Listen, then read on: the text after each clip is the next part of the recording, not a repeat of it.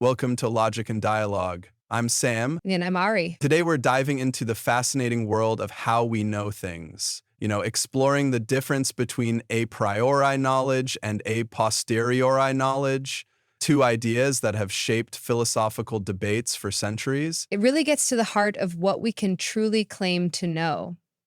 A priori knowledge is often described as knowledge independent of experience, while a posteriori knowledge relies on our experiences in the world. So, to take a classic example, knowing that all bachelors are unmarried would be considered a priori knowledge. You don't need to go out and interview every single bachelor to be certain of that fact. Right? The justification comes from the very definition of the word bachelor. It's a truth embedded in the concept itself. But if I told you it was raining outside, that would be a posterior knowledge. You probably need to look out the window or check a weather app to confirm. So, in a way, a priori knowledge seems to come from within our minds, while a posteriori knowledge arises from our interactions with the world around us. But I imagine it's not always that simple. You're right. It's rarely that straightforward in philosophy. And one of the things that makes this distinction tricky is that it often gets tangled up with other important concepts. Like what? Well, um, there's the distinction between analytic and synthetic propositions. An analytic proposition is true by definition, like a triangle has three sides. Right. The concept of three sides is part and parcel of what it means to be a triangle. But a synthetic proposition goes beyond mere definition to tell us something new about the world. Yeah. For example, this triangle is blue gives us additional information about a specific triangle. Now, it's tempting to equate a priori with analytic and a posteriori with synthetic, but that neat equation doesn't always hold up. Let's consider a statement like, if something is red all over, it can't be green all over. That seems like something we just know to be true without needing to conduct a scientific experiment. Would that make it a priori? It would seem so. However, is it truly analytic? I'm not sure. The idea of being green all over doesn't seem to be inherently contained in the concept of red all over. Exactly. This suggests that a proposition can be a priori without being analytic, and that challenges the assumption that those two categories perfectly overlap. It raises questions about what exactly experience entails and to what extent it might subtly inform even our seemingly pure thought processes. So even when we think we're reasoning independently of experience, there might be underlying assumptions or background knowledge that we've actually picked up from the world around us. That's a key question that philosophers grapple with. And this issue of a priori knowledge not always aligning with analytic propositions is just the tip of the iceberg. There's another pair of concepts that further complicates the picture: necessary versus contingent truths. Okay, let's delve into that. What exactly do we mean by necessary truths? Necessary truths are those that hold true in all possible worlds, like the laws of mathematics. 2 plus 2 will always equal 4, regardless of the circumstances. Whereas contingent truths are things that could have been different. For instance, the fact that I had coffee this morning is a contingent truth. I could have chosen tea instead. Precisely. Now, just as we might be tempted to equate a priori with analytic, it's easy to assume that a priori knowledge always deals with necessary truths and a posteriori knowledge with contingent ones. However, philosophical inquiry often reveals that things aren't so simple. So, are there examples of knowledge that might be considered a priori but not necessarily about necessary truths? There are certainly some intriguing cases that philosophers debate. For instance, some argue that certain moral principles could be considered a priori knowledge, even though they might not hold true in absolutely every conceivable world. That's fascinating. So, even within the realm of a priori knowledge, there seems to be a spectrum of certainty or universality. Indeed, and all of these nuances and complexities really force us to think critically about what experience truly encompasses. We've talked about sensory experiences like seeing and hearing, but what about things like introspection or memory? Could those be considered forms of experience as well? That's a great point. When I remember a historical fact or reflect on my own emotions, I'm drawing on past experiences or internal states. It doesn't feel like I'm conjuring knowledge out of thin air. Exactly. So when we talk about a priori knowledge being independent of experience, we need to be careful about what types of experience we're including or excluding from that definition. It's not always a black and white distinction. This deep dive is really revealing the layers of complexity involved in something. We often take for granted the idea of knowing something. Absolutely. And speaking of layers, let's shift our focus to how philosophers have tried to positively account for a priori knowledge. If it's not simply derived from sensory experience, how do we explain our ability to grasp these truths? I'm eager to hear about those explanations. It feels like we're trying to unlock a secret about the human mind. One prominent explanation is the concept of rational insight.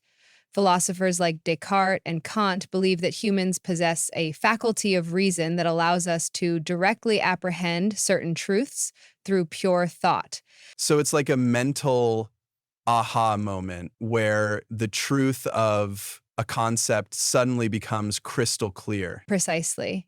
Think about the law of non-contradiction, which states that something cannot be both true and false at the same time and in the same way. We don't need to conduct experiments to prove this principle. It seems self-evident through the power of reason alone. It does feel intuitively obvious, but are all a priori truths that straightforward? Do all philosophers agree that rational insight can account for the full range of a priori knowledge? That's where the debate gets really interesting. Some argue that rational insight might be limited to very basic or even trivial claims, such as those true by definition.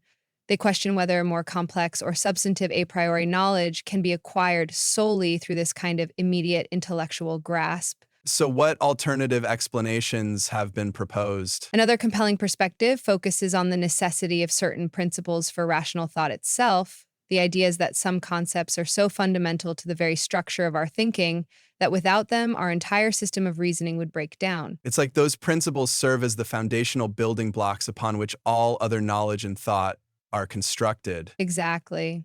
The law of non-contradiction, for example, might be seen as one such foundational principle. Without it, coherent thought and communication would be impossible.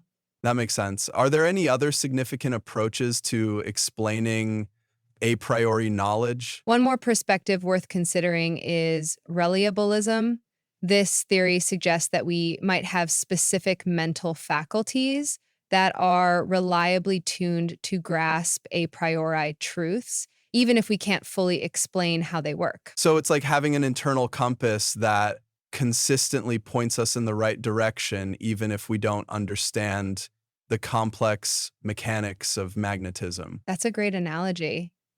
Reliabilism shifts the focus from having a direct insight into a priori truths to having cognitive processes that consistently deliver accurate results when it comes to these types of knowledge claims. So we have these different rational insights, the necessity of certain principles for rational thought, and relabalism. Each attempts to explain how we can acquire a priori knowledge without relying on direct sensory experience. And each of these theories leads to further questions in areas of exploration. What are the limits of rational insight? How do we identify those principles that are truly necessary for rational thought? How do we assess the reliability of our cognitive faculties? It's incredible how this exploration of seemingly simple concepts like a priori and a posteriori knowledge opens up such profound questions about the nature of our minds and the foundations of knowledge itself. It's like we've zoomed out from a close-up on specific terms to a wide shot of the entire philosophical landscape. Right? We've gone from definitions to fundamental questions about the human mind and the nature of knowledge itself. And that's precisely what makes this whole discussion so compelling. It's not just an abstract intellectual exercise, it has real implications for how we understand ourselves as thinking beings and how we approach the pursuit of knowledge in all its forms. So, as we wrap up this deep dive, what are some key takeaways for our listeners to ponder as they continue to navigate the world of ideas? Well, first and foremost, I think it's crucial to simply be aware of this distinction between a priori and a posteriori knowledge. Recognize that there are different ways we come to know things and that the justification for our beliefs can arise from various sources. Sometimes we rely on pure reason, logical deduction, or those flashes of insight. Other times, our knowledge is grounded in our sensory experiences, interactions with the world, or the testimony of others. Being mindful of these different avenues can help us evaluate our own beliefs and the claims made by others. Absolutely. And secondly, I would encourage listeners to embrace the complexity we've uncovered. Don't fall into the trap of thinking that a priori knowledge is always equivalent to analytic or necessary truths, or that a posteriori knowledge is always tied to synthetic or contingent propositions. As we've explored, there are fascinating exceptions and overlaps that challenge those simplistic equations. It reminds me of that saying, the map is not the territory. Our initial definitions give us a starting point, but the real terrain of knowledge is much richer and more nuanced. Precisely. And finally, the most important takeaway is to keep those mental gears turning. Don't be afraid to question your own assumptions about how you know things. Explore different philosophical perspectives, engage in thoughtful dialogue with others, and always be open to revising your understanding. That's the beauty of a good deep dive. It's not about arriving at definitive answers, but about sparking curiosity and inviting further exploration. So, as you go about your day, I encourage you to pay attention to those moments where you're relying on a priori knowledge versus a posteriori knowledge. What examples from your own life highlight this distinction? Which theory of a priori knowledge resonates most with your own experiences and intuitions? Those are fantastic questions to ponder, and on that note, we'll wrap up our exploration of a priori and posteriori knowledge. Thank you for joining us on Logic and Dialogue, where we delve into the fascinating world of ideas together.